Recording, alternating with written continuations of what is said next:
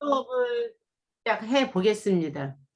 오늘은 여러분들 이제 제가 처음에 뭔가 짜서 올리잖아. 가능한 한 그걸 좀 바탕으로 해서 진행을 하는 건데, 오늘 한 게 그때 처음 그걸 짤 때의 내 목적은 조각에 대해서도 좀 알면 좋겠다. 우리가 너무 그림만 하니까. 그래서 내가 꽂혔던 부르데를 바탕으로 해서 켄타우로스를 하려고 생각을 했던 건데, 언젠가 우리 안에서 이 반인반수에 대한 이야기를 이렇게 저렇게 자주 나누었는데, 그걸 조금 더 집중적으로 살펴보는 것도 좋겠구나 라는 생각이 들더라고. 그래서 인간에게 과연 동물이란 무엇일까? 어떤 의미로 다가올까? 우리들 안에는, 그러니까 그게 이제 거의 집단 무의식으로 올라오는 것도 있지만, 지금 우리들한테는 그게 어떤 의미로 해석이 될까, 이런 생각을 오늘 한번 해보면 좋겠다 싶어 갖고, 인간에게 동물이라는 커다란 제목으로 일단 진행을 하려고 합니다. 자, 엊그저께 지난 일요일 날 내가 중앙박물관에 다녀왔어요. 거기에서 사피엔스 전시를 좀 보고, 이제 내가 좋아하는 불교조 각실에 가고 뭐 이렇게 하면서 하루 동안 거기서 놀았는데, 야, 이건희 거는 그 언제부터 된다고 그래서 내가 그걸 좀 볼 생각으로 딱 했는데, 진짜 한 10분 만에 모든 날짜가 다 매진된 것 같아. 거기서 해요? 거기서 현대미술관에서도 하고 국립중앙박물관에서도 하는데, 이건희 소장품전은 모든 날짜가 언제부터 한다라고 해서 그때 들어갔더니 이미 모든 날짜가 매진이야. 나는 사람들의 그 심리를 정말 좋아해야지 되는 건지 그건 잘 모르겠는데 엄청나더라. 그래서 나는 온라인으로 좀 봤어요. 차라리 온라인으로 보는 게 낫겠다 싶은데 아직 나는 못 봤는데, 어쨌든 내가 이제 그날 그래서 그냥 사피엔스나 보자 그러고서 이제 사피엔스 예약해서 들어가서 본 건데, 그때 호모 사피엔스 그 전시를 보면서 찍었던 사진이에요, 이게. 이게 찍었던 사진인데, 이게 인간이 만든 가장 오래된 조각품이래. 35,000년 정도 된 조각품이라고 하더라고. 물론 거기에 있는 것들은 전부 사실을 그대로 재현한 거예요. 이게 원본은 아니에요. 전부 재현한 건데, 그 재료도 그렇고 모든 걸 거의 비슷하게 써서 뭐 보는 데는 아무 지장이 없더라고. 그래서 그 전시가 사실 굉장히 빈약하게 구성이 되기는 했지만 볼만해. 가족 어, 그건 이거 좀 괜찮죠. 그러니까 괜찮아. 전시 구성 자체가 언뜻 보면 빈약한데, 이렇게 뜯어보면서 이렇게 뭐 교육적인 설명을 한다거나 이런 걸로 하기에는 참 괜찮은 전시다. 돈도 많이 들어갔어. 돈 굉장히 많이 들어갔지. 이렇게 하나하나 다 만들어놨잖아. 많이 들어갔죠. 사람의 그 돈도. 코를 사이즈별로 볼 수 있었어, 그죠? 아니, 그러니까 그 사이즈는 이제 걔네들이 진짜 실제 사이즈인 거야. 그러니까. 그거 발견된 실제 사이즈. 우리 그러니까 어쨌든 그래서 여러분들이 이렇게 기회 되면 그거 보고 나면은 그 사피엔스 전시에 대해서 우리가 같이 한번 또 나눠봐도 좋겠다라는 생각이 드는데, 어쨌든 그날 내가 그러니까 어차피 나는 이렇게 수업을 그러니까 진행한다고 딱 하고 나면은 하루 일주일 내내 이제 그 끈을 놓지 않는단 말이야. 그러니까 이게 연결이 돼. 정리는 뭐 그 다음에 하더라도 금요일 지나고 다음 주에는 뭐 하지? 그러면은 그것과 연결돼서 머릿속에 시켜 놓으면은 계속 그 다른 것을 바라볼 때 이렇게 연관이 돼. 그게 나한테는 참 좋은 어떤 공부하기 때문에 좋은 점인 것 같아. 이렇게 수업하기 때문에. 수업이 아니면 그렇게 정확한 목적의식이 없으면 그게 이렇게 잘 연결이 안 되잖아. 연결이 돼서 보니까 새로운 것들이 많이 보이는데, 그 중에 하나가 이게 사자의 얼굴인 거야. 그러니까 인간이 처음으로, 물론 이제 그 전에 것들도 있겠지만 어쨌든 지금까지 발견된 것은 이게 최초의 것으로 아마 소개가 되고 있는 것 같은데, 발견된 인간 모형의 사자 얼굴이 돼 있어. 그것과 연결되는 게 뭐야? 스핑크스 같은 거잖아. 어쨌든 사자 얼굴, 인간과 사자. 그 다음에 이렇게 세워놨다 그래서 인간 모형이라고 생각하는 거야? 그거는 여기서 사자 인간이라고 아예 이렇게 정해놨는데 그러니까. 그럴 수 있지. 세워놨기 때문에 이렇게 모이고 있는 거. 일단 직립을 하는 것은 인간만의 그 영역이니까. 그치? 그러니까 인간으로 보는 게 맞지 이거는. 직립의 개념으로 세워져 있다라는 것은 굉장히 중요한 어떤 거니까. 나도 그 생각 못했는데 네가 말하고 보니까 그 말이 맞네. 그러니까 넌 의심하고 싶은 거잖아. 인간이 아닐 수도 있는데 왜 인간이라고 추측을 하느냐. 아니 그냥 난 사자 같은데 사자가 엉 할 때 이렇게 섰을 수도 있는데 왜 이 제목을 사자 인간을 갖다 다르네. 붙였을까? 신발이 있잖아. 손과 발의 구조가 다르네. 암만 해도. 그치? 사자 같으면 앞발 뒷발과 이것을 일어났다 할지라도 이런 포즈는 일어나지는 않지 않을까? 팔이 이렇게 되잖아. 어쨌든 인간이 만들어 놓은 건 확실하잖아. 그치? 인간이 만들어 놓은 게 확실하다고 하면은 그때 인간이 사자가 이렇게 서 있는 모습으로 이 모습을 하기는 쉽지 않지. 그렇게 상상하기에는. 그러니까 얼굴이 사자라는 이유 하나만으로는 나머지를 이렇게 맞추는 것인데 그 너의 그 상상은 그 전에 우리가 이걸 바탕으로 해서 쭉 보면은 스핑크스 같은 게 나오는 걸 보면은 분명히 그렇게 했을 가능성이 많다라는 걸 추측할 수가 있겠지. 이것에 대한 사실 여부는 그야말로 해석의 나름이기 때문에 맞다 틀리다라고 생각하면 안 돼. 어떤 관점으로 보느냐로 봐야지. 아니 제목이 우리의 그 생각을 이렇게 제한시키잖아요. 난 보면서 뭐 곰같이 생겼는데 왜 제목이 사자 인간이지? 그래서 이제 보니까 오히려 치타 같다 이렇게 생각했었어. 아니 위에만 딱 뜨면 곰 같잖아. 근데 그렇죠. 옛날 사자나 옛날 곰은 저런 우리 지금이랑 좀 다르게 생겼을 수도 있지 않나요? 아니 그래서 쭉 음. 보다 보니까 어머 얘가 서 있네. 이래서 얘를 사자 인간이라 그랬나? 이제 이렇게 잠깐만. 어떠니? 얼굴만 보면 꼭 곰 같아. 전시를 그 조카랑 가서 봤었거든요. 근데 저런 식의 조각이 저거 말고도 되게 많잖아요. 그러니까 저 당시에 저런 식으로 사람인지 짐승인지 알 수 없이 막 섞여 있는 조각들이 되게 저거보다 더 정교한 것도 되게 많고 더 섞인 것도 많아서 그때는 사람들이 다 저렇게 만들었나 이런 생각 난 살짝 했었거든. 되게 많아요 저런 애들이. 이제 요쪽 파트에서는 요렇게 그러니까 밀린드로포드만 이렇게 쫙 그러니까 저기 비너스 상들만 쫙 있고 요쪽 상들은 좀 있으면서 또 뭐냐면 대부분이 다른 용도야. 이렇게 창 찌르는 거, 이렇게 던져서 찌르는 어떠한 것들도 여기다 전부 이런 문양들을 새겨놨어. 그러니까 그런 것들이 이제 쫙 전시가 돼 있는 거잖아. 그리고 이게 맞은편 쪽에는 이제 비너스 상들이 쫙 있는 거지.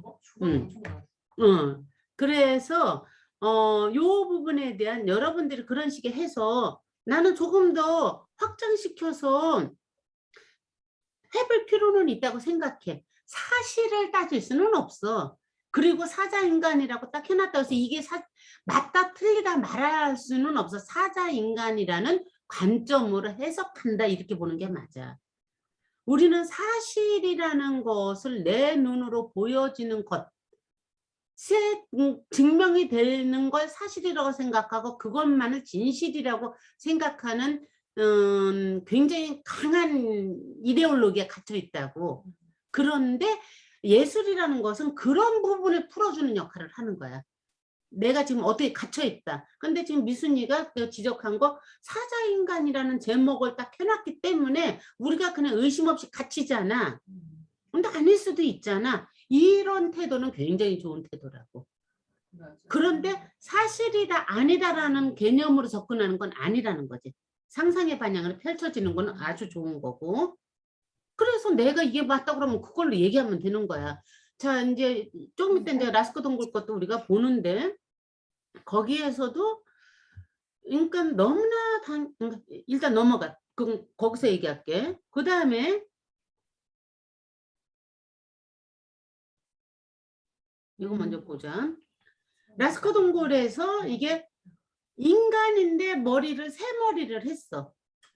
근데 요것에 대한 해석이 굉장히 분분하다고. 아니면 뭐 정설로 하는 것은 이때 정설이라는 건 어떤 게 정설이 되겠어?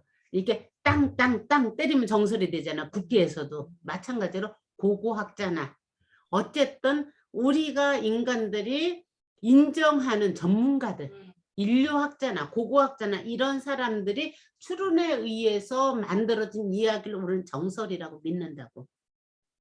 그럼 그거는 사실인가? 그것 또한 상상이잖아. 추론이니까. 왜 나는 이런 게 자꾸 왜 제목을 왜 이따위로 해놨지? 이거 셀 수 있지 왜 꼭 인간이라고 생각을 해? 아니 그러니까 지금 내 얘기를 들으라고. 지금 그 부분에 대한 이야기를 하는 거라고. 응? 응. 자, 그렇게 생각을 할 수 있단 말이야. 그걸 정설이라고 믿고 우리는 의심 없이 그냥 받아들여. 그런데 그걸 무조건 의심하는 것도 안 좋지만 무조건 받아들이는 것도 안 좋은 거야. 내가 요즘에 그 하여간 그 이정배 선생님하고 뭐 하는 게 있는데 그 기일신학을 다시 이렇게 몇 명이 같이 공부를 좀 하고 있거든. 그런데 거기에서 선생님이 요번에 화요일 날 하지, 수요일 날 하나, 화요일 날 하나, 수요일 날 할 때 그 공부하는 태도에 대해서 그러니까 우리가 무언가를 바라보는 태도에 대해서 세 가지 방식을 얘기를 하더라고. 일단 아무리 그 훌륭한 사람의 설이라 성경이라 할지라도 그러니까 그러니까 그렇게 유명한 성경이라 할지라도 뭐 플라톤의 말이라 할지라도 일단 아무리 맞다라고 생각하는 말이라 할지라도 그걸 무조건 믿을 때 이거는 이데올로기로 바뀔 가능성이 많다. 존중은 하되 그것을 무조건 믿지 말고 두 번째 일단 좋은 뜻으로 그 사람이 말하는 것을 충분히 열어놓고 일단 왜 그렇게 말했나를 들어보자는 거야. 왜 제목을 이따위로 붙였어? 라는 식의 표현을 쓰지 말고 왜 이렇게 제목을 붙였을까라는 마음으로 그 사람이 하고자 하는 이야기를 일단 긍정적으로 들으라는 얘기야. 아니 아까도 지금도 모든 동물을 그려놓고 왜 인간을 갖다 붙였냐 이거. 그게 아니, 그러니까 그 얘기를 할 거라고. 그러니까 미순이가 무슨 이야기 지금 여기에서 이 태도는 굉장히 좋은데 이게 너의 태도란 얘기야. 어떠한 것을 바라볼 때 네가 판단해서 그걸로 일단 비판하는 식의 언어 표현이 굉장히 강하단 말이야. 그러니까 그 비판하는 태도는 굉장히 좋은 태도야. 그러나 일단 왜 그랬을까에 대한 걸 아직 네가 잘 모르는 상태에서 일단 부정하는 거잖아. 이런 식의 이야기들은 어느 한 사람의 어떤 주장이 아니라 긴 시간에 수많은 그 학자들에 의해서 만들어져서 여기까지 왔을 때 그럼 도대체 왜 그렇게 했을까 일단 들어보고 난 다음에 그럼에도 불구하고 의심을 하라는 거지. 두 번째 태도는 일단 이건 태도에 대한 이야기야. 어떤 세상을 바라보고 공부하는 태도. 일단 어떤 설이 있을 때 어떤 누군가의 사상이 있을 때 그 사람이 하고자 하는 이야기가 무엇인지 오픈마인드를 해서 긍정적으로 열어놓고 받아들여 보자. 그런데 잠깐만 미선아 얘기 다 끝나고 나면 하면 안 될까? 응. 네. 응. 받아들여 보자. 그런데 이건 지금 이정배 선생님 얘기하는 거야. 이 얘기하는 게 아니야. 태도에 대한 이야기라는 거야. 그러나 그것을 무조건 받아들이지는 말고 뭔가 그 속에서 마음에 걸리는 게 있으면 철저하게 의심을 하자. 질문을 가져보자. 그런 다음에 거기에서 나의 해석을 해보자. 내가 맨날 하는 얘기잖아. 거기서 나의 해석을 하자. 이 3단계를 거쳐서 공부도 하고 사물도 바라보고 사람도 봐야지 된다. 관계 속에서. 그래야지 주관적 해석이 가능하다라는 식의 의미의 얘기를 했단 말이야. 그런 측면으로 지금까지 내가 모든 수업에서 접근을 했다고. 그래서 이런데 나는 이렇게 해석해 라고 했을 때 이제 그렇게 할 때 여러분들한테 한 달에 한 번씩 숙제를 하라고 하는 것은 세 번째 거, 우리가 수업 쫙 들은 것 중에서 질문이 있거나 더 연구하고 싶은 그 무엇이 있을 때 내 언어로 해석하는 걸 해보자. 세 번째 걸 연습해보자는 의미에서 숙제를 그러니까 한 달에 한 번씩 발표하는 걸 한단 말이야. 그런 측면에서 미순이 같은 경우는 내가 미순이의 어떠한 수업에 대해서 굉장히 이렇게 박수를 많이 보내는 편인데 뭐냐면 두 번째를 주저없이 한다는 거지. 의심을 당당하게 자기의 다름을. 그런데 그 다름을 이야기할 때 바로 하기보다는 일단 긍정적으로 들은 다음에 그 다음에 의심하는 거. 이완 선생님의 너의 태도에서 이완 선생님의 태도의 변화를 잘 봐봐. 처음에는 이러이러한 생각으로 우리나라를 대표하는 사람이라서 딱 갔는데 정말 아이상 이거 뭐야? 네 편대로라면 그런 느낌이었을 거야. 응? 내 마음에 드는 게 아니잖아. 왜 이런 문법을 써서 이렇게 했어? 문법이라는 생각까지도 안 갖고 이거 무슨 사기야? 이런 식으로 그냥 이렇게 딱 단정해버리잖아. 그러니까 내가 미순이의 그 의심하고 의문을 갖는 2단계의 부분은 굉장히 박수를 치면서도 그걸 조금만 참았다가 부풀려서 알아보고 그러고도 생겼을 때 이런 부분은 인정이 되지만 이 부분이 이해가 안 돼. 라는 맥락으로 어떠한 것을 판단하면은 굉장히 좋겠다.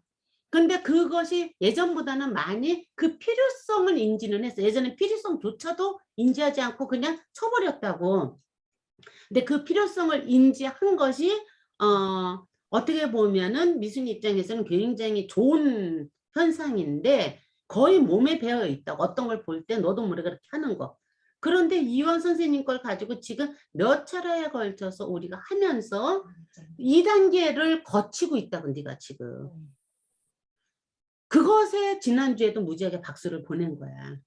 그런 태도를 취하자 우리 모두가. 응? 그러니까 미순이 같은 경우는 어떤 측면에서 1단계에서 조금 더 이렇게 긍정적인 마인드를 가지고 다름을 인정하는 마인드로 보고 듣고 기다렸다가 그래도 그래서 이 사람이 하고자 하는 이야기는 이런 것 같은데 나는 이거는 이렇게 제목 붙였기 때문에 미리 선입견을 갖게끔 해서 이건 아닌 것 같아. 이런 맥락으로 이야기하는 것과 보자마자 제목을 왜 그따위로 붙여서 우리를 그쪽에 가둬놔 라고 하는 것과는 결론은 같은 질문이지만 굉장히 다른 거라고. 네 안에서 나오는 질문이. 아니 아까도 인간인데 또 인간이래. 인간이면 손가락이 5개야 되는데 새가 4개잖아요. 쟤 4개인데 너무나 명확한 사실이 있는데 왜 쟤를 또 인간으로 또 저렇게 가둬놨지? 라고 한 것을 학자들이 한 이야기를 들어보자고. 네. 왜 이렇게 가둬놨느냐면 그거 얘는 뭐예요? 위에 있는 애 소예요? 이거는 자 여기에서 창이 찔렸지. 이게 창을 던져서 얘가 죽어가고 있는 거야 지금. 얘가 지금 죽어가고 있는 이게 맘모스야. 이렇게 위에까지구나. 밑에 이렇게. 진한 것만 본 줄 알았어. 그리고 요거는 분명히 새야. 그런데 여러분들이 기억할지 모르겠지만 이 그림을 내가 언젠가 한번 보여주면서 뭐라고 얘기했느냐면 희열을 표현하는 거라는 표현을 했었어. 내가. 이거 내 해석이었어. 그렇게 해석하는 건 내가 볼 때는 별로 없는 것 같아. 근데 나는 그렇게 해석을 해 지금도. 그런데 일반적인 객관적 해석, 특히 이제 이 객관적 해석에서는 내가 지금 누구 걸 근거로 얘기를 하느냐면 배철원 선생님 걸 근거로 얘기를 하고 있는 거야. 우리나라에서 국문학 과학으로서는 뭐 저 인정받는 사람이고 세계적으로도 인정받는 사람이니까 그 부분의 해석을 보면은 일단 동굴 벽화를 그림을 그릴 때 많은 사람들이 이 사냥을 가기 위해서 창 던지는 거 연습한다든지 뭐 이런 식으로 해석들을 하지만 그런 해석도 있을 수 있지만 실질적으로 그것이 아니고 자기가 해석할 때는 여러 가지로 봤을 때는 제2의식인 제2의식이다 이거는. 그리고 이것이 있는 곳이 이 동굴 어딘가에 있느냐면 그러니까 동굴에서 쭉 나오면 제사를 지낼 수 있는 그 약간 공간이 있는 그런 곳에 그려져 있고 거기에 이렇게 이제 기물들이 있었나 봐. 이건 분명히 제2의식이 치러진 건데 어떤 제2의식이냐? 희생제의라는 거지. 어차피 동물은 그러니까 생명은 생명을 먹고 살 수밖에 없는 그러니까 우리나라에서도 이천 식천 이런 얘기들 나오고 그래 동학에서 바로 그것 때문에 동물을 죽이지만 죽이면서 이 동물에 대한 두려움과 엄청난 두려움이 있잖아. 이 두려움을 벗어나기 위해서 더 두려울 때 우리는 더 공격을 하거나 두려울 때 이렇게 고개를 숙이거나 그러잖아요. 그러니까 두 가지를 동시에 하는 인간의 그것을 보여주는 건데 일단 잡은 다음에 느껴지는 그 두려움 때문에 이 소 앞에서 제사를 지내는 거다. 우리 영혼을 위해서 이것을 너의 몸을 먹게 해줘서 고맙다라는 맥락에 제사를 지내는 걸로 나는 해석을 한다라는 해석이 있고 그게 일반적인 로 많이 해석이 되는 거야. 이게 동물을 잡기 위한 것에 끝나는 게 아니라 말하자면 창 던지기 연습하는 것처럼 그림을 그리는 수련을 그렸다라기보다는 제1의식을 그려놓은 건데 이거는 경외심과 두려움이 짬뽕된 인간의 마음에서 나오는 것이다 라는 해석이었어. 그랬을 때 이 사람이 여기에서 이렇게 하는 것을 얘를 위해서 이게 제사장이라는 거야. 이 사람 표현에는 이게 이제 뭐 이런 게 이렇게 있대. 이게 제사장으로서 요것을 갖다가 그 의례를 진행하는 그런 모습으로 해석을 해. 그랬을 때 왜 새냐? 여기에서 이제 우리가 요것까지 동물까지 하고서 얘기를 해보자고. 그러니까 새 동물. 그 다음에 심지어는 이제 동물 자체를 뭘로 생각해? 동물 자체를 신호로 생각한다. 토테미즘인 거야, 이게. 사람들을 동물과 엮은 것에 대해서 많은 경우 어떤 또 아주 독특한 해석도 있느냐면은 사람이 자기가 우리 지난번에 그 신이치 선생님의 그 뉴런의 대폭발에 대해서 공부를 했지만 10만 년 전에 느닷없이 뉴런이 대폭발하는 바람에 마음과 마음의 그 네트워킹에 구멍이 뚫려서 소통이 되면서 망상이라는 게 생기면서 우리 현생 인류가 그 조상이 호모 사피엔스 사피엔스가 된 것이다. 라는 식의 것을 우리 지난번에 얘기했었잖아. 기억 안 나세요? 나요. 응. 지금 미순이 기억 안 나? 그 말 생각 안 나지 지금 미순아? 응. 지은쌤은? 생각나요? 자, 미순이를 위해서 다시 한번 말을 해주면 그거는 그러니까 인간은 그러니까 6종류, 어떤 경우는 4종류로 인간이 이렇게 분포가 되다가 호모 사피엔스에서 에렉투스인가? 뭐 거기에서 호모 사피엔스로 넘어갈 때 실질적으로 여러분들이 그 사피엔스 전시회 가보면 이 해골의 이 머리가 나오는데 크기가 그 종마다 달라요, 전부. 크기가 점점 커지는데 그 네안데르탈인들과 이들의 커다란 차이가 없다. 크기는 용량은 차이가 없는데 이 대뇌 안에 있는 뉴런이 느닷없이 대폭발을 하는 바람에 이게 신경세포가 갑자기 확 폭발하는 바람에 이것이 뉴런과 뉴런 사이에 소통이 안 되다가 구멍이 뚫려서 소통이 되기 시작했다. 네트워킹이 이루어지기 시작했다. 그래서 유동하는 마음이 생겼다. 저 식물도 동물도 고양이도 모든 사자도 다 마음은 있다. 그러나 모든 생명이 있는 그 마음은 바로 지금 바로 요 현재 지금 이 순간에 내가 본능적으로 느껴지는 것, 종족 보존하는 것과 생존 본능 그 두 가지에 의해서만 움직여지는데 이 망상이 생기면서 과거와 현재와 이렇게 상상할 수 있는 것이 발생을 했다. 이러면서 인간이 뭐가 됐다? 현생 인류가 되면서 종교와 예술이라는 것이 탄생이 됐다. 이 종교와 예술은 경외심과 두려움을 전부 포함한 망상에서 나온 생각이다. 이걸로 동굴의 그 벽화에 그림들을 그리기 시작을 했다. 이런 식의 이야기들이 이제 이 이야기 저에게 짬뽕하면 나온단 말이야. 그때 사람들이 인간도 동물적인 것에서 지금 우리가 알고 있는 인간적인 것으로 변화하는 그 시점 그 당시에 사람들은 누군가 해석해 이거는 내가 동물인지 사람인지 모른다는 거야. 그리고 오히려 동물적으로 살았던 그 시절에 이렇게 두려움도 없고 망상 뭐 이런 것도 없을 때 살았던 그 시절을 오히려 더 그리워한다는 거야. 안 그러겠어. 그러다 보니까 나를 표현할 때 자기가 좋아하는 우리나라 같으면 뭐겠어? 곰이겠네. 우리 단군 신화의 토테미즘은 곰이었으니까 사자라든지 새라든지 그 무언가를 머리로 하고 이 몸으로 해서 나가 동물을 그리워하는 걸로 초창기에는 그렇게 만들어지지 않았을까 라는 식의 해석을 하는데 그것도 굉장히 일리가 있더라고 나는. 그러네. 저도 그런 생각하고 나는 왜 고양이가 아닐까 이런 생각을 하고 있거든.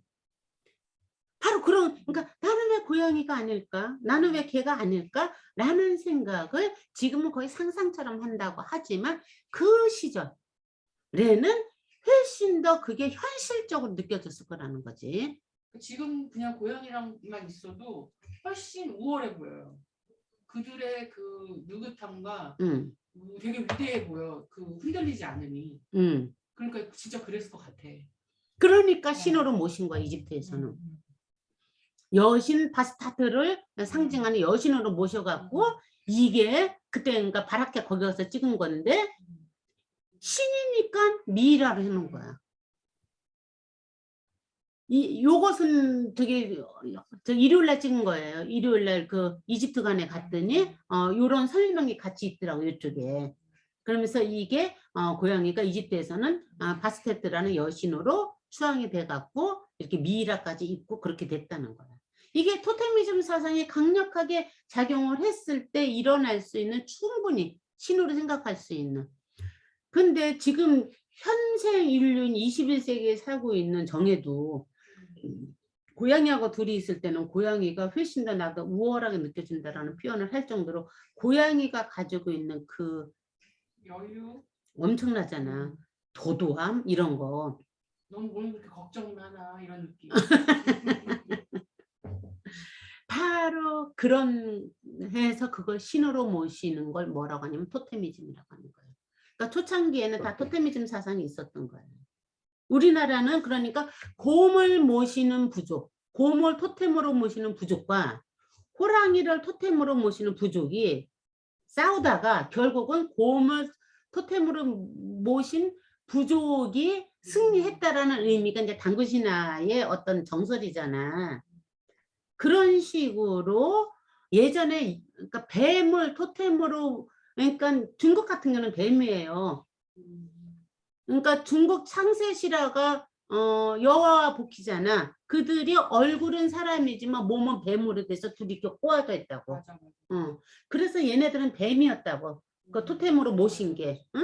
뱀이었는데 뱀을 이렇게 상상해서 만들어진 뱀이 만들어진 게 뭐가 됐어? 용이 된 거야. 그래서 그 동아시아권에서는 뱀이 용처럼 돼서 용을 모시는 곳이 그렇게 많은 거예요. 그래서 용이 여주 물고 있는 것이 이렇게 사찰마다 다 있는 거고. 이런 식으로 누군가는 고양이를, 누군가는 고문, 누군가는 이렇게 두려움, 경외심, 이러한 그러니까 뉴런이 폭발하면서 유동하는 마음이 생기다 보니까 그런 것들에 대해서 이렇게 신을 숭배하는 대상을 정해놓게 됐다는 거지. 그러다가 이제 그게 조금 정착을 하면서 발전이 되면서 토테미즘이 무엇으로 바뀌느냐면 애니미즘으로 이게 바뀐다. 신관이. 애니미즘은 모든 것에 그 신이 있다고 생각하는 거예요. 애니미즘의 어떠한 그 잔재라고 할까? 이런 것이 뭐냐면 우리 아직까지도 우리에 많이 있잖아. 북두막신, 성주신, 화장실신 뭐 이런 식으로 곳곳에 신이 따로 있잖아. 그걸 우리가 애니미즘적인 신관이라고 생각하면 돼. 토테미즘은 내가 거대하게 생각하는 어떠한 것을 온 부족이 같이 모시는 거. 곰만 모시는 거야. 곰만. 아, 그러니까 동물을 모시는 거가 토테미즘. 성당 뭐 이런 거. 동물이든 그 커다란 나무든 그 거대한 그 어떤 초월적인 느낌을 느끼게끔 하는 그 어떠한 사물들을 하나 정해놓고 걔를 그 앞에서 이렇게 기도하는 것이 그런 거라면은 화장실에 가서도 화장실 신이 있고 부뚜막에도 부뚜막 신이 있고 이런 것을 우리는 애니미즘이라고 한다. 그런데 이런 식으로 모든 것에 다들 이것이 더 확장돼서 발전을 하면 모든 사물에 신성이 있다라는 걸 변하는 게 아닐까. 범죄 신론이 이게 확장돼서 만들어지는 게 아닐까. 이건 더 알아봐야지 돼. 지금 내가 떠올라서 그냥 하는 얘기야. 고사 지낼 때 보니까 화장실에도 떡을 갖다 놔서 나 깜짝 놀랐어. 그거야. 고시래 갖고 나도 있잖아. 처음에 진도 가서 진짜 놀랐어. 제사를 지내는데 고사뿐만 아니라 제사도 마찬가지야. 근데 너무 귀여워. 그 느낌이.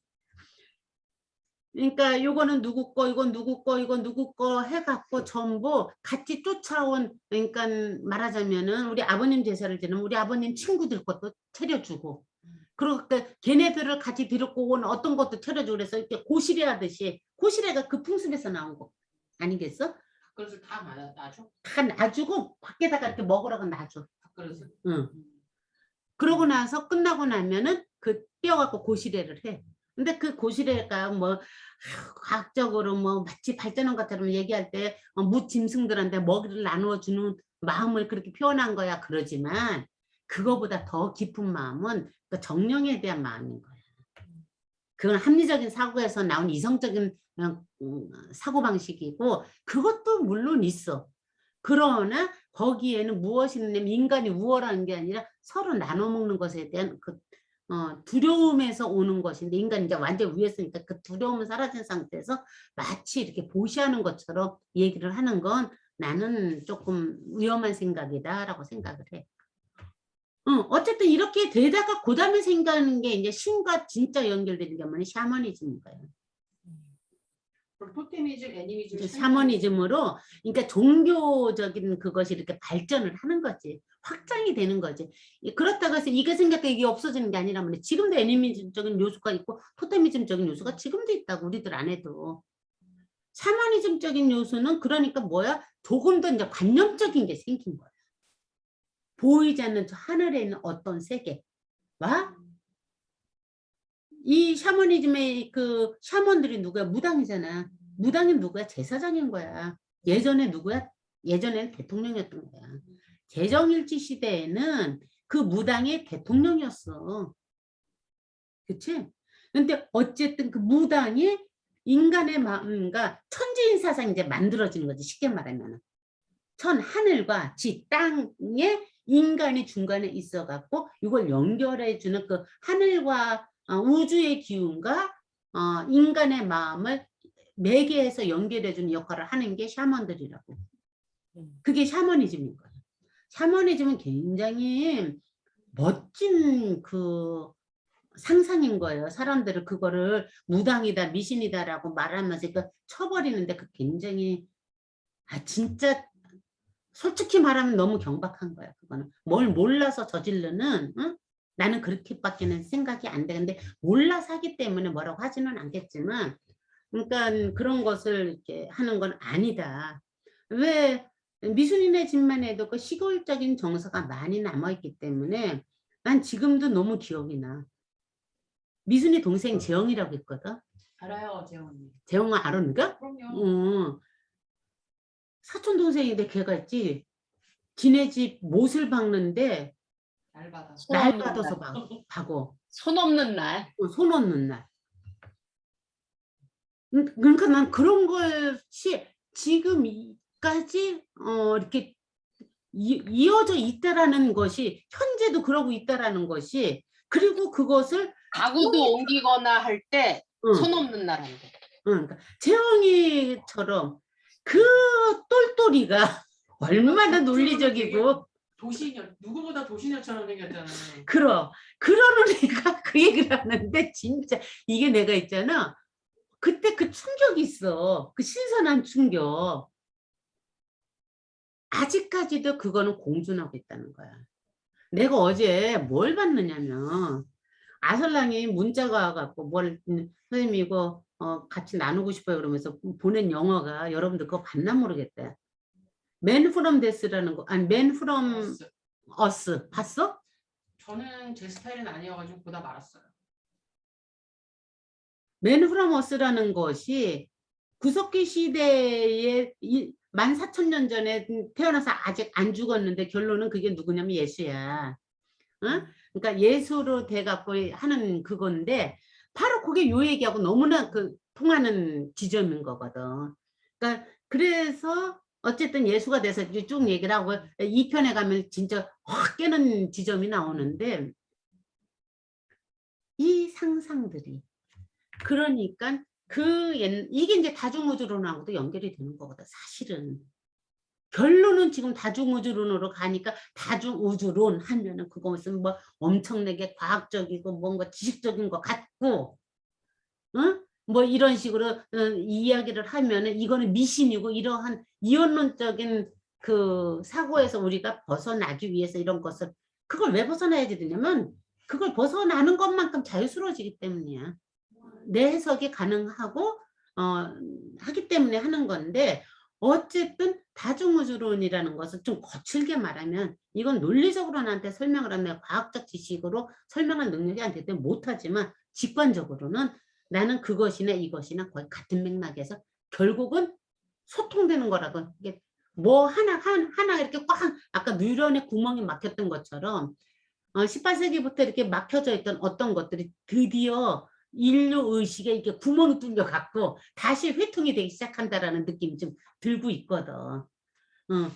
어쨌든 이렇게 인간들이 고양이를 신호로 모셨단 말이야. 자, 새를 이렇게 했단 말이야. 사자, 새, 고양이. 그 중에서 인간들이 가장 현실, 그 다음에 미노타우로스 같은 경우는 뭐야? 소도 또 인간과 연결시키는 거잖아. 그러니까 내 삶에 직접적으로 살면서 직접적으로 만나쳐서 연결되는 어떠한 동물들을 이 상상 속에서 연결시켜서 인연을 맺었다고 사람들이. 그런데 그렇게 하면서 이제 이 공간의 세계사라는 이 책이 세계사를 갖다가 그러니까 연대별로 보는 것이 아니라 어떠한 특성들에 의해서 이 지구라는 이 마을이 지구 마을이 한 번씩 변화가 생긴다라는 관점으로 쓴 책인데 그것이 제1차가 뭐냐 농업혁명인 거야. 그러니까 구석기인들이 수렵을 하다가 그때만 해도 이렇게 어떤 모둠에 대한 개념보다는 자기들끼리 그것만 있는 거야. 이게 수렵을 하다가 그러니까 이동을 시작하면서 정착을 하기 시작하잖아. 정착을 하면서 신석기가 시작이 되는 그 과정에서 마을이라는 것들이 이게 구석기에서 신석기에 어디부터 이게 농업병 이 4대 문명의 구석기에 일어나는 거지. 몰라요. 어쨌든 그거 조금 다시 한번 체크해 보는데 그렇게 아니 좀 나중에 문명이 만들어지는 거야. 어디에 정착이 되면서 어딜 중심으로 농업혁명을 어딜 중심으로 강줄기를 중심으로 강줄기를 중심으로 4대 문명이 만들어져. 그래서 이렇게 메소포타미아 문명, 이집트 문명, 황어 문명, 인더스 문명들이 만들어졌단 말이에요. 유럽은 아직 그 문명이 안 일어난 그냥 구석기인들이 그냥 움직이는 거 수렵하고 사는 곳이 아직까지. 그러다가 이들이 힘이 생기고 머리가 이렇게 돌아가고 하다 보니까 정복에 대한 개념이 생기기 시작하는데 그러니까 그렇게 이제 농업을 중심으로 해서 그런 문명이 만들어지다가 인류사의 2차 공간의 대혁명, 2차 혁명이 무엇으로 인류의 지축의 지도가 바뀌냐면은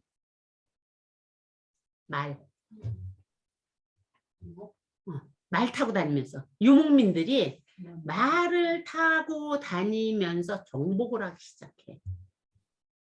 말을 타고 다니면서 정복을 하면서 드디어 제국이라는 것이 형성이 되기 시작해. 어설프나마. 바로 그러다 보니 많은 그 사람들한테 말은 굉장히 예전에 사자나 그 뭐 고양이나 얘네들보다 훨씬 더 강력한 동물로서 인지가 되기 시작해. 그러면서 말이 많이 나와요. 자, 이거 얼마나 멋있나 한번 봐봐. 엄청 잘 만들어지지 않았어? 당나라 시대에 만들어진 말이야.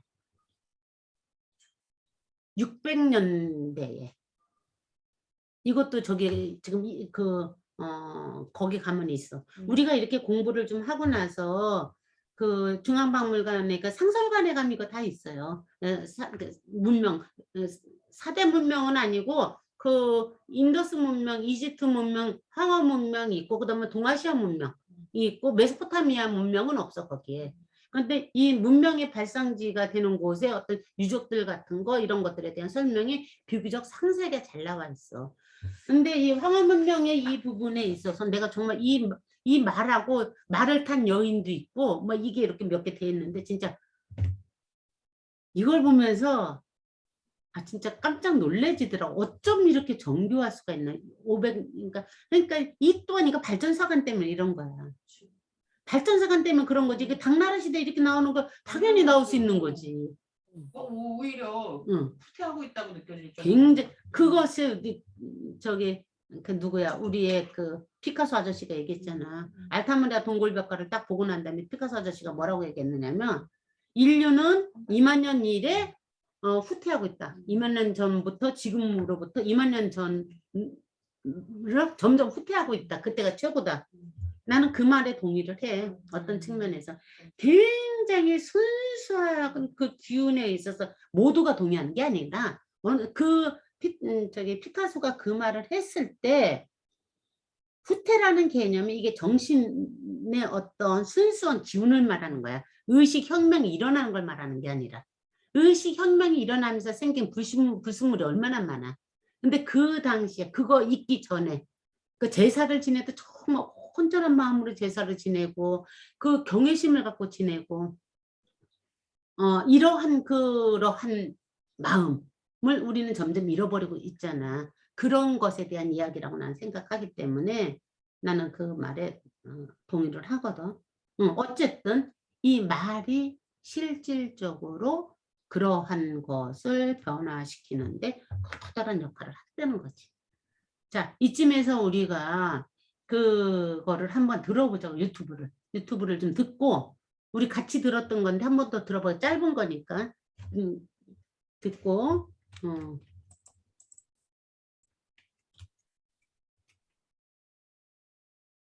가만 써봐라.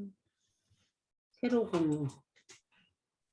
내가 꺼내놨는데 유튜브. 이런 말들이 이제 막 이렇게 쑥쑥 지나가는데 응. 막 그것 좀 자막으로 써줬으면 좋겠더라고. 잠깐만. 내가 이거 해놨는데 어디 갔냐. 사라져 버렸네 그 사이에. 아까 카톡을 꺼서 그런가 봐.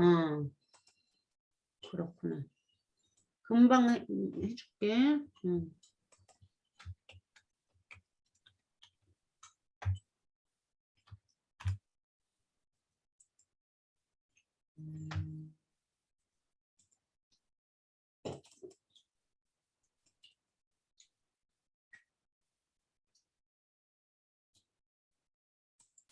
뭐야 이거 아니고 이거지 이거 누갔냐? 저기는 카톡 아니 유튜브 없었는데. 있어. 보냈잖아. 걔네들 다 봤다는데? 나 못 봤는데. 아 자기는 그림이 안 보이면은 안 보는구나. 어째 그럴까?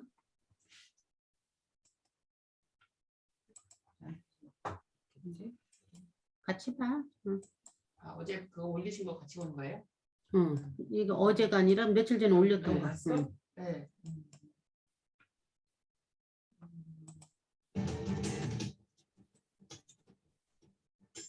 근데 이게 무슨 안녕하세요. 미스앤무비즈의 김윤아입니다. 오늘은 그리스 신화 속 아닌 반수인 켄타우로스에 대해서 알아보겠습니다. 대표적인 신화 속의 하이브리드적인 존재인 켄타우로스는 그리스 신화를 소재로 하는 여러 영화들이나 최근에 판타지 영화에 아주 자주 등장하는 존재입니다. 통상적으로 그 상체가 인간이고 하체가 말로 표현이 되는 존재를 다 켄타우로스라고 부르지만 그들도 한 종족이 아니라 여러 그 혈통이 있습니다. 저게 웃기잖아. 잘 알려진 켄타우로스들은 날고기를 먹고 성질이 난폭하고 또 호색적이라고 알려져 있습니다. 테살리아의 왕 익시온과 그루멘 ним프 네펠레 사이에서 태어난 자식들이 켄타우로스라고 하는데요. 제우스가 자기 아내인 헤라 여신을 탐내는 그 테살리의 왕 익시온에게 이제 간계를 부리는 상황이 벌어집니다. 헤라의 모습을 똑같이 흉내낸 그런 구르메 ним프를 이 익시온에게 보냅니다. 그리고 익시온이 그 구르메 ним프인 네펠레와 통정을 하여서 낳은 자식들이 켄타우로스라는 이야기죠. 제우스는 감히 자기 아내이자 그리스 최고의 여신인 헤라를 탐하는 인간 익시온을 용서할 수가 없었던 것이죠. 불경스러운 신성모독을 한 것인데 그것에 대한 벌로 저승인 타르타로스의 불붙는 수레를 영원히 끌도록 그렇게 하는 벌을 내렸다고 합니다. 영화에 등장하는 켄타우로스들은 되게 인간들에게 아주 친절하지 않고요. 또 아주 하늘의 별자리, 천문에 대해 잘 알고 또 활을 잘 쏘는 그 궁수의 능력을 가지고 있는 존재로 그려집니다. 해리포터 시리즈의 그 호그와트 마법학교의 그 천문을 가르치는 스승 케이로는 켄타우로스입니다. 해리포터와 마법사의 돌에서는 그 금지된 숲에 들어가서 해리 일행들이 그 켄타우로스 로넌과 만나게 되죠. 또 점성술의 그 황도 12궁 중에 그 사수자리의 상징이 켄타우로스입니다. 하늘의 별을 향해서 활을 겨누고 있는 그런 모습의 켄타우로스는 다름 아닌 영웅들의 선생이던 케이론입니다. 그 케이론은 별들의 움직임과 하늘의 운행을 굉장히 잘 아는 현명한 존재로 그려집니다. 케이론은 많은 그리스 영웅들의 스승인데요. 테살리아의 켄타우로스 종족과는 아주 다른 혈통이라고 할 수 있습니다. 이 케이론은 시간의 신, 그러니까 가이아와 우라노스가 나왔다는 그 크로노스, 시간의 신과 제우스의 아버지이기도 하죠.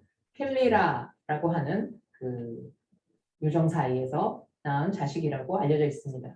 크로노스는 제우스의 아버지이자 시간을 상징하는 신이라고 말씀드렸고요. 어머니 필리라는 그 지혜의 여신 테티스의 딸이라고 합니다.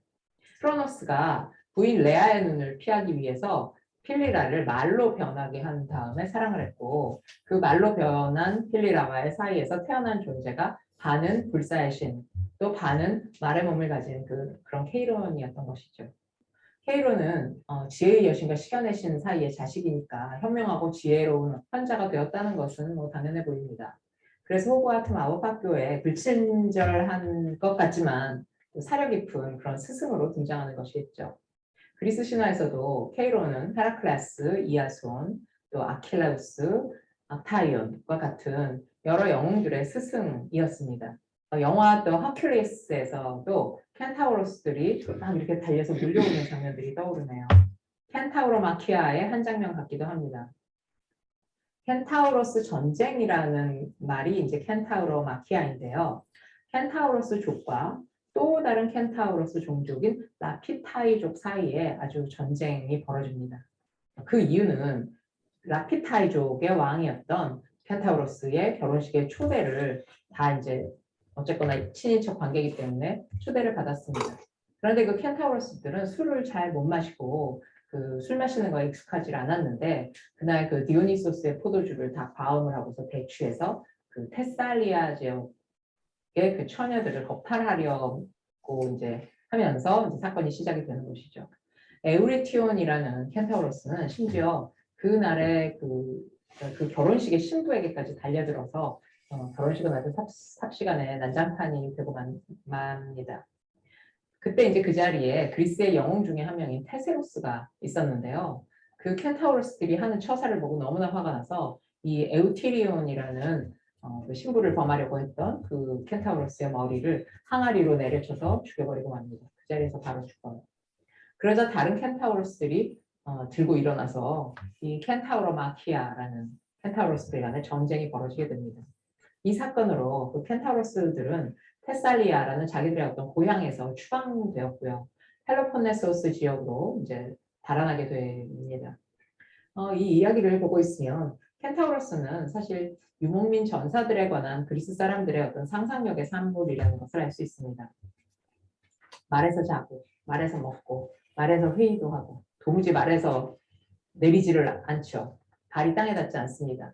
그런 그 무서운 유목민 전사들에 대한 그 그리스 사람들의 그 공포가 이런 켄타우로스라는 신화적 존재를 만들었다고 보입니다. 징기스칸이나 아틸라, 훈족들의 어떤 침입은 그들에게는 너무나 큰 두려움이었을 것 같습니다. 유럽 전역을 거의 말 달리는 속도로 짓밟았던 그 유목민 전사들은 대개 그 졸병, 가장 낮은 계급의 그 쫄병이 말을 2마리를 끌고 다녔다고 합니다. 한 마리는 자기가 타고 한 마리는 그 여분의 말이죠. 뭐 짐을 싣기도 하고 식량을 갖기도 하고 그리고 이제 한쪽 말이 지치면 바꿔 타는 그런 말이었다고 합니다. 장수들은 많게는 한 명의 그 장수가 말을 최대한 7마리까지 끌고 다녔다고 합니다. 그러니까 말이 끝말까지 합치면 8마리에 사람은 1명인 거죠. 그러니까 자신들의 성을 막 그 우레와 같은 그 말발굽 소리로 무시무시하게 달려오는 그런 어떤 공포감이 있었을 거고요. 성을 그냥 열고서 항복을 하면 그냥 그 성을 접수하고 그들은 그대로 이렇게 지나가는 이런 상황이었지만 성을 닫아 걸고 항전을 한다. 이러면은 그 성을 무력화시키고 그 성 안에 있는 뭐 사람은 고사하고 뭐 가축의 씨까지 다 말렸다고 합니다. 그러니까 굉장히 무서웠던 거죠. 말과 사람이 하나의 존재인 켄타우로스는 그리스인들의 두려움이 만들어낸 신화적 존재라고 볼 수 있습니다. 그리스 신화 최고의 영웅인 헤라클레스도 이 켄타우로스라고 굉장히 깊은 악연이 있습니다. 헤라클레스의 12역사 중에 하나가 에리만토스라는 그 멧돼지를 퇴치하는 것이었습니다. 그 멧돼지를 이제 퇴치하러 가는 과업을 수행하러 가는 길에 헤라클레스는 자기 친구인 켄타우로스인데 이제 이름이 플로스라는 켄타우로스의 집에 머물러서 이제 여도고 잠시 풀려고 했습니다. 마실 게 좀 필요해서 헤라클레스가 이 플로스에게 포도주를 달라고 합니다. 근데 그 포도주는 그냥 포도주가 아니고 포도주의 신 디오니소스가 다른 켄타우로스들과 나눠 먹어라 이렇게 선물로 플로스에게 준 거죠. 근데 그걸 자꾸 내놓으라고 때를 씁니다. 그 포도주는 사실 때가 되기 전에는 열면 안 되는 건데 헤라클레스가 이제 어거지를 써서 손님 대접을 이따위로 하냐 이렇게 말을 하면서 플러스를 힐난하죠. 그러니까 플러스는 어쩔 수 없이 그 성화에 못 이겨서 그 포도주 항아리를 열었습니다. 신성한 포도주의 그 향이 막 퍼지니까 켄타우로스들은 자기들이 같이 먹어야 되는 포도주인데 헤라클레스가 막 혼자 마시는 걸 보고서 이제 화가 나가지고 헤라클레스에게 덤벼듭니다. 근데 뭐 헤라클레스가 보통 영웅이 아니지요. 헤라클레스의 그 화살을 맞은 켄타우로스는 다 죽었습니다. 헤라클레스의 화살에는 히드라의 맹독이 묻어있기 때문이죠. 그래서 히드라의 맹독에 다 죽은 것이죠. 현자 케이론이 사실은 헤라클레스의 스승인데 싸움에 가담하진 않았지만 자기 동굴 속에 앉아 있다가 그 헤라클레스가 쐈던 그 맹독 화살을 무릎에 맞습니다. 케이론은 크로노스의 아들이었기 때문에 그 불사의 몸을 가지고 있었는데요. 맹독에도 불구하고 이제 아파 죽겠는데 죽지를 못하는 거죠.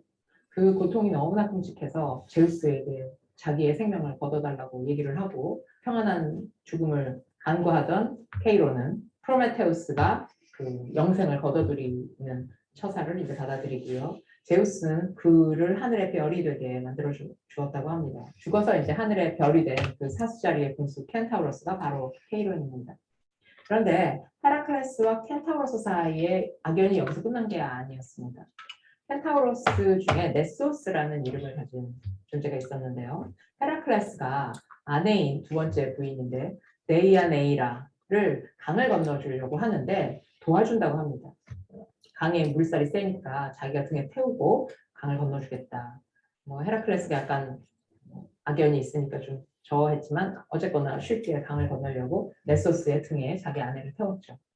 그래서 강을 건너간 그 네소스와 자기 아내를 봤는데 강을 건너가서 이제 자기한테서 멀어졌는데 그 아내를 겁탈을 하려고 합니다. 그러니까 이제 그걸 보고 있던 헤라클레스가 또 화살을 쏴가지고 그 네소스를 맞췄죠.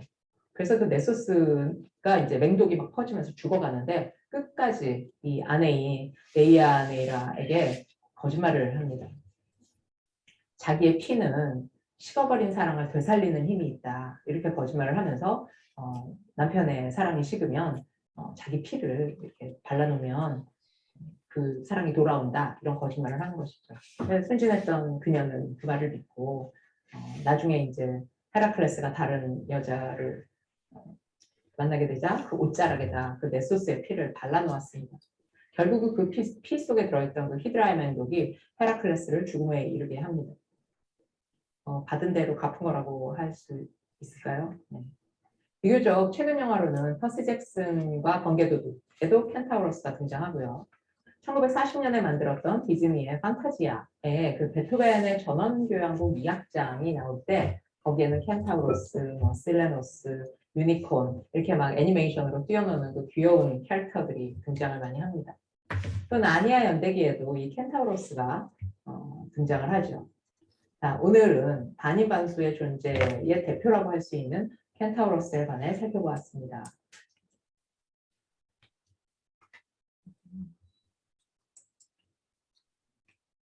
발음이 웅그려서 거의 못 알아들었어. 다시 설명할게요, 내가.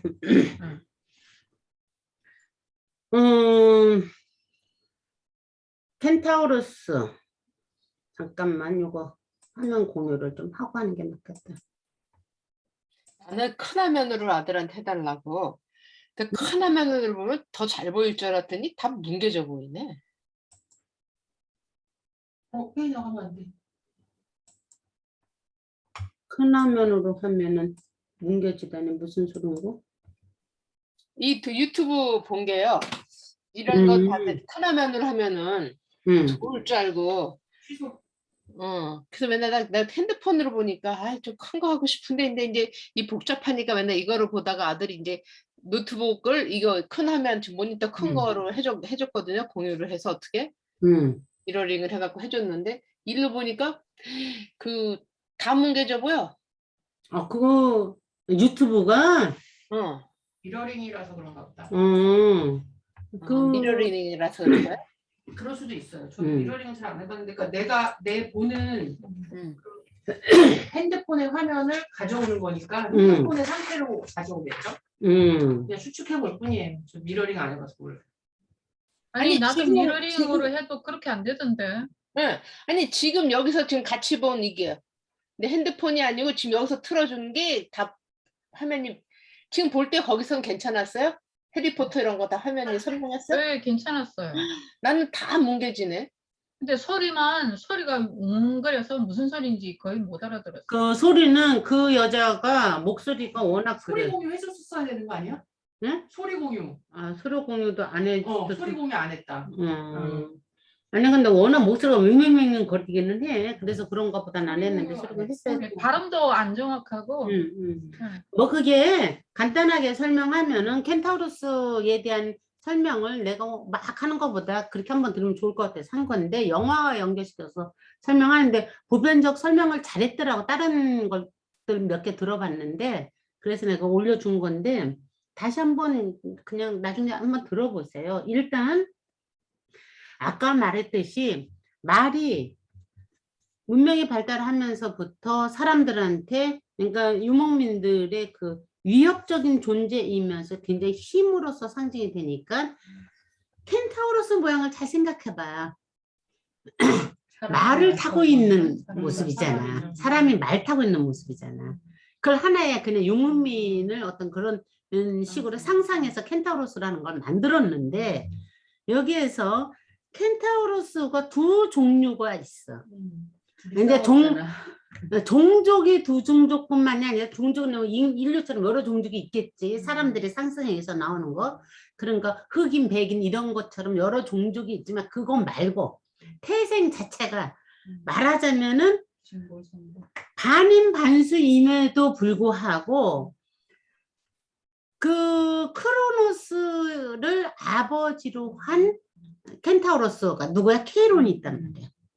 이거는 쉽게 말하면은 굉장히 사람들이 상징적인 의미를 이 속에 담고 있다라는 생각을 해야지 돼. 자, 반신반인이 아니라 반인 반수인데 반인 그러니까 케이로는 나머지는 인간이 아버지고 인간 안에서 태어나는 거야. 켄타우로스 종족들은. 근데 케이론 종족만은 켄타우로스 중에서 그 현인들에 해당되는 것 같은 도인들의 케이론이 종족 이름이에요? 사람 이름 아니 한 적이지. 한 켄타우로스 이름이지. 케이론은 하나의 하나 불사신인 거야. 쉽게 말하면. 근데 나중에 죽어. 그러니까 케이론은 종족이 아니라 크로노스와 아까 뭐 어떤 여자와 결혼을 해서 태어난 신이면서 인간 안에서 태어난 켄타우로스야. 사람이 우리가 박격화에서 알에서 태어난다고 하는 것처럼 그 켄타우로스 종족에서 특별한 종이 되는 거지. 그 케이로는 신의 크로노스, 여러분들 크로노스 누군지 설마 기억나죠? 그 크로노스라는 그 신이 아버지다 보니까 불멸의 존재가 됐어. 그런데 그러니까 그 사람은 그 말은 아니 사람 말 헷갈린데 그 말은 여기에서 보면 반인 반수인 케이론과 그 밖에 나머지 종의 켄타우로스 종들 해리포터에 나오는 종, 나니와 연대기에 나오는 종 이런 그 종들 그 종들이 있어. 그런데 이 케이론은 누구를 가리키냐면 반신반인인 영웅들의 스승이 됐어. 이것이 가지고 있는 의미를 여러분들이 잘 생각해야 된다는 얘기예요. 나는 이 부분이 굉장히 중요하다고 생각을 해. 인간의 속성 중에는 동물도 들어있고 사람도 들어있어. 자, 그럼 여기서 동물성은 뭐겠어? 인간의 속성에서 동물성. 동물적 본성은 뭐겠느냐고. 인간의 속성에는 신적 본성과 동물적 본성이 있다라고 우리가 얘기를 할 때 동물적 본성은 그러니까 무한한 이 물질을 유지하기 위한 생명적 본능. 자, 인간의 마음이 태어나기 전에 유동적인 마음이 태어나기 전에 다른 동물과 마찬가지로 생존 내가 살아 있는 것과 두 번째 뭐야? 그 종족 보존. 종족 보존은 그러니까 뭐야? 생식기. 그치? 탐진치를 일으키는 동물적 본능, 에고의 대표적인 거지. 그래서 이 동물적 본능과 신적 본능은 뭐야? 이것을 이겨낸 그 마음, 참나에 해당되는 것. 마음의 작용, 동물이 못 갖는 마음의 작용으로 뭔가 더 선한 걸 구현하는 뭐 이런 거 우리가 굳이 정혜가 요즘에 말하는 큰나, 그대가 말하는 부처님, 지은이의 주님, 미순이의 하나님의 속성이 있단 말이야. 사람한테 그 두 가지가 있다고. 유동하는 마음에 의해서 이 두 가지가 동시에 같이 있다고. 그래서 동물적 속성과 신적 속성이 있는데 동물적 속성이 유동하는 마음이 생기면서 동물보다도 더 못하게 변했단 말이야. 한 부분은. 그러니까 정복 전쟁이라는 걸 하게 되는 거잖아. 그치? 동물은 지가 먹고 배고플 때 먹어야지 되는 것만큼 먹고 난 다음에는 더 이상 안 먹어. 안 잡아. 그런데 인간은 잉여에 대한 개념이 생기고 하느님께서 내려주시는 만나를 저축을 하려고, 우리는 저축을 미덕처럼 말하잖아. 저축을 하려고 하고 일어나 그것은 실질적으로 그 속성으로부터 벗어났다는 행위라는 거지. 인여라는 잉여가 무조건 나쁘다고 할 수는 없겠지만 잉여된 것을 어떻게 쓰느냐에 따라서 달라지는 거겠지. 퇴로는 동물적 속성이 어떻게 쓰여진 거야? 동물적 속성이 옳게 쓰여진 케이스야.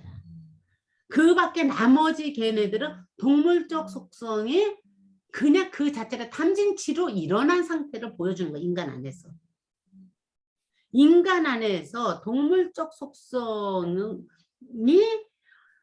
신적 속성과 연결돼서 지혜와 연결돼서 영웅을 키우는 어떠한 지혜와 연결되는 걸로 그 신을 하나 만들어 놓은 거잖아. 쉽게 말하면 말이 자꾸 꼬이는데 그 나머지는 다 뭐냐면 그러니까 동물들인 거야. 동물들의 특성을 보여주는 거야.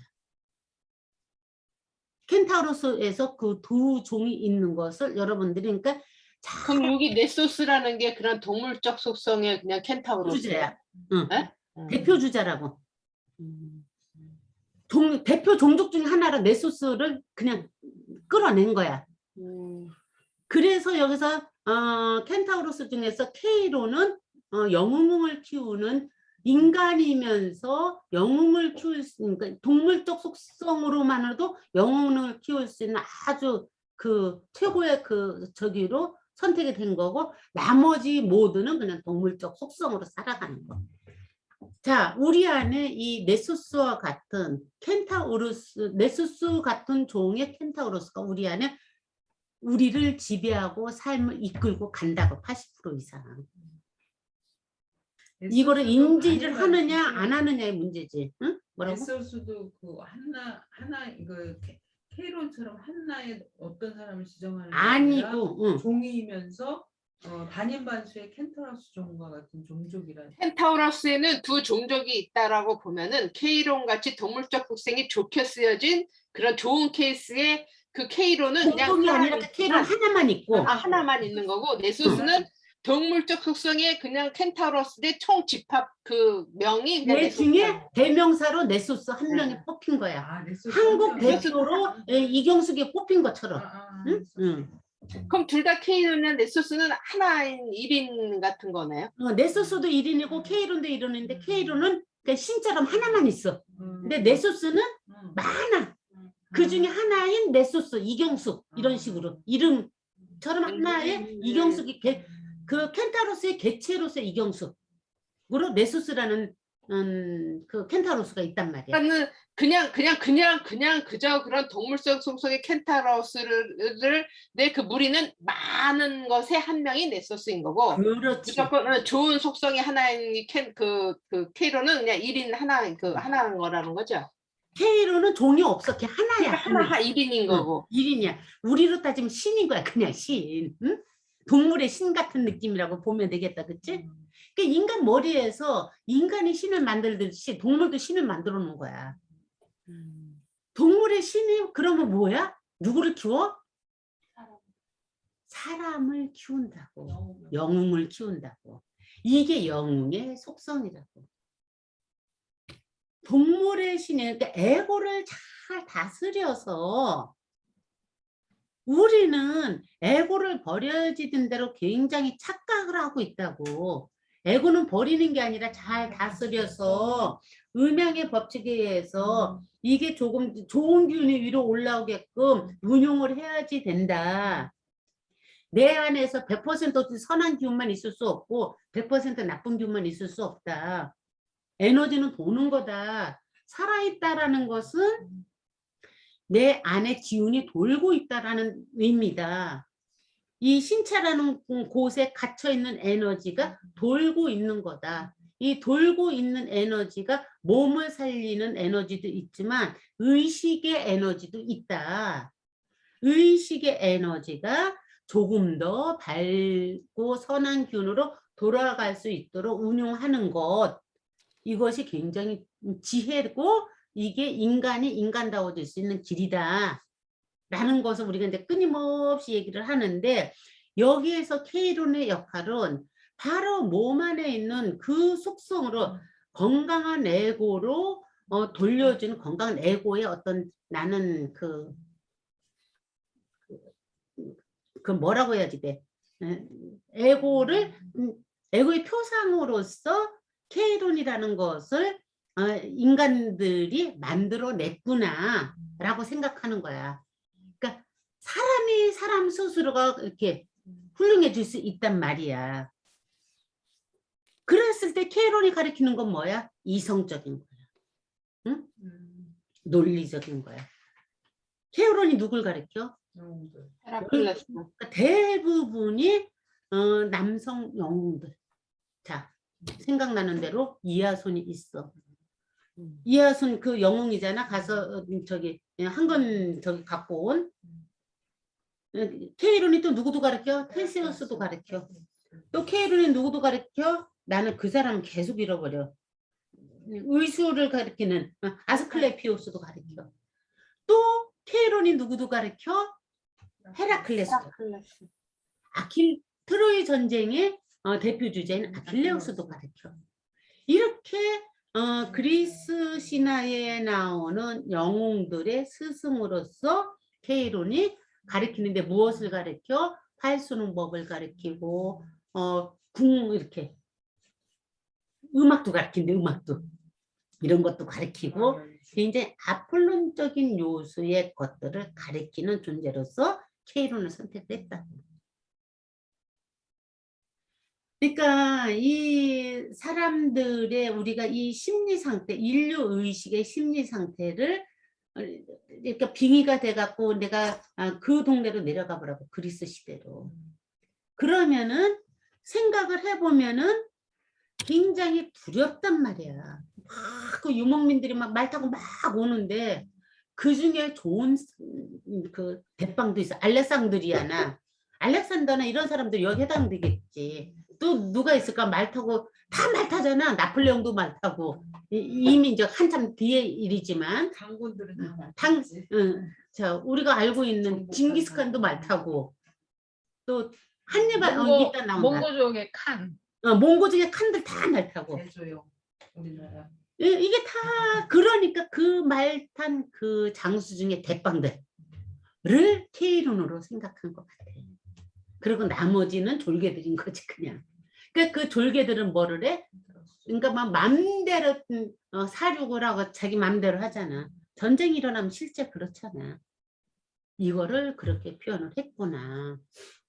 두려움을 이런 식으로 표현을 했구나. 그런데 바로 그 K론이 이제 우리가 이거를 이제 이거는 알았지. 반신반의는 영웅들이고 인간이고 동물인데 우리 같은 경우는 실질적으로 넷소스는 여기 동물과에 속하는 거야. 그치? 넷소스는 실제로는 몸은 어떻다? 말과 얼굴을 하고 있는 켄타우로스 같지만 실제로는 동물에 속한다. 다른 말로 표현하면 인간의 거죽을 쓰고 있지만 실제로는 동물에 속하는 경우가 대부분이더라. 그런데 심지어 인간은 동물보다도 못하더라. 지금 세상에 있는 많은 사람들 100% 동물은 아니지만 동물보다 못하게 일상을 살아가는 경우가 꽤 있다고요. 하다못해 우리들도 한 번씩 그럴 때가 있다고요. 언제 나는 그래서 내가 맨날 개만만해 소리를 하는 거야. 응? 언제 나는 그 부분에서 떨어졌는지를 우리가 체크 한번 해보면은 동물보다 못할 때 많아. 배부를 때도 계속 먹을 때. 그래. 아니, 동물은 뭐 입을 닫어. 그러니까 동물보다 못할 때잖아. 배부를 때. 금붕어보다. 금붕어 같이. 금붕어 계속 먹는데. 자, 안 우리가 이런 들린다. 저쪽에서 하는 소리들은 잘 안 들린다. 그대들은 동물보다 못할 때가 언제냐 그랬더니 정혜가 배부를 때도 계속 먹을 때가 자기는 동물보다 못한 것 같대. 그러한 것을 우리가 그래 하고 넘어가지 말고 내가 이때 나는 언제 이 5개 중에 하루 이렇게 생각하면서 야 오늘 이랬다 오늘 이랬다 생각을 하면서 한번 보는 거. 나는 이게 필요하지 않나 생각을 하는 거지. 자, 이래서 인간이 최소한 반신반의인 영웅의 세계로 나가겠다는 의지를 갖고 하는 것. 이것이 전부 종교에서 가르치는 것들이야. 사랑, 자비, 어지림자, 그 유교에서 인의예지, 그 다음에 여기에서는 사랑과 자비, 뭐 이런 것들이 전부 인간이 이쪽을 가기 위해서는 해야지 되는 그 어떤 마음가짐의 의지야. 이걸 뭘로 삼아 지침대 삼아 이 에너지를 돌려. 에너지를 돌리려면 이게 뭐가 있어야 축이 있어야지 될 거 아니야. 이 축을 이렇게 돌려 이걸로.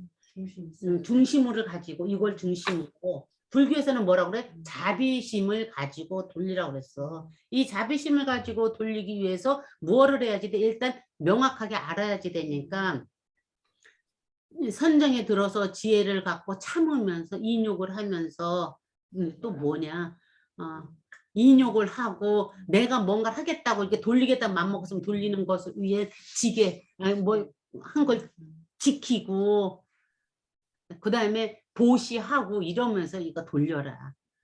이거를 퉁쳐서 기독교에서는 뭐라고 그래? 네 이웃을 너라고 생각하고 사랑해라. 응? 그리고 바로 그것을 우주의 기운과 연결되는 하느님과 되는 직통으로 나 이거 잘 하고 있는 거 맞지요? 라고 질문하면서 같이 가라. 이렇게 얘기하는 거야. 그거를 유교에서는 인의예지를 갖고 이걸 돌려라 얘기하는 거야. 인간이기 때문에 이런 의지를 가질 수 있다. 유동하는 마음을 가질 수 있다는 거야. 호모 사피엔스가 되고 나서 바로 이 마음을 가질 수가 있다는 거야. 반대급부적으로 호모 사피엔스가 되고 나서부터 동물보다 못하게 먹지 말아야 될 때도 더 많이 먹고 우리가 뭐 사람 죽이는 것만 생각할 필요 없어. 응?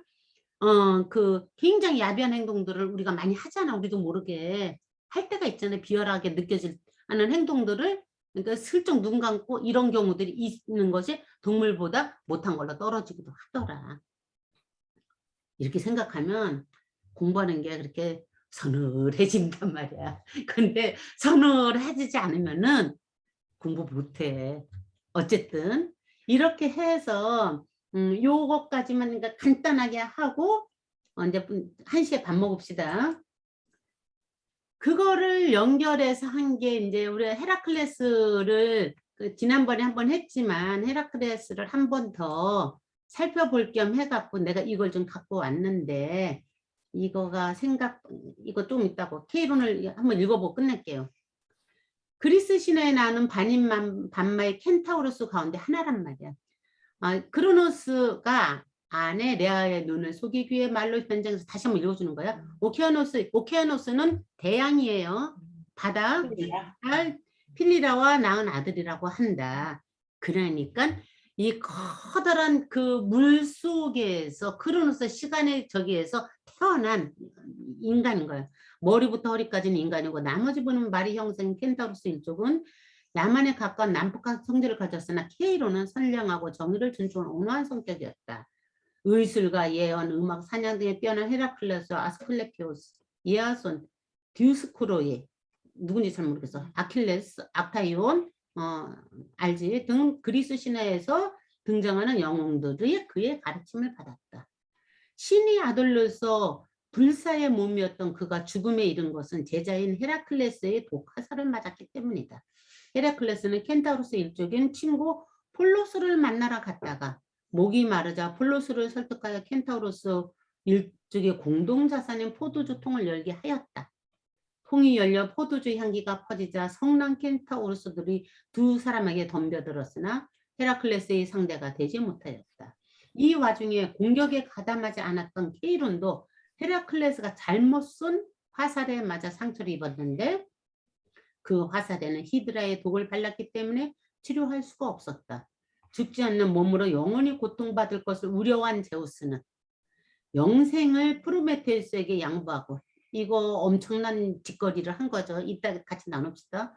편안하게 죽음을 맞이할 것을 허락하였다. 영원한 생명을 포기한 키에로는 하늘에 올라가 공수자리가 되었다. 이에 관해서는 그의 제자인 이아손이 헤라클레스 등과 아르고우를 타고 콜키스 황금 약물을 찾아 떠날 때 제자들을 걱정하여 활을 잡은 자신의 모습을 별자리로 만들어 길을 인도하였던 또 다른 이야기도 있다. 근데 이거는 이제 이아손 얘기를 빼고 궁수자리 된 것까지 하면서 자기 불사의 몸, 자기 안 죽는 것을 누구한테 넘겼어? 프로메테우스한테 넘겼단 말이야. 지금 프로메테우스는 어떻게 하고 있어? 걔가 간 쪼아 먹히는 애인가? 그렇지. 끌어먹히고 있지. 그러니까 불을 훔쳐서 인간한테 줬기 때문에 계속 살면서 하루 종일 그 독수리한테 간을 쪼아 먹히는데 이거 환장을 하는 게 재생을 한단 말이야. 다음날 그럼 또 와서 좀 또 와서 또 와 먹혀. 이런데 이게 프로메테우스는 죽을 수가 있었는데 근데 프로메테우스는 그냥 괜히 그냥 그렇게 된 거네. 제가 저렇게 하는 거, 그 켄타우로스 카이론이 그렇게 되는 바람에 그치. 너무 안 됐다. 카이론 때문에 불멸의 고통 속으로 들어간 거야 지금. 그러니까 안 죽어도 걱정이라는 얘기야. 이 부분에 대해서 우리가 운명론과 연결시켜서 해석을 해봐야지 돼. 이따가 밥 먹고 프로메테우스와 켄타우로스와 이 이야기를 조금 더 하면서 악타이온도 해주세요. 악타이온. 아타이온? 아르테미스한테 죽은 사람 이따가 해줄게. 하면서 하자. 밥 먹고 2시에 만납시다. 예. 그래요. 2시에 보자. 끄고 이따 다시 들어가 또 할게.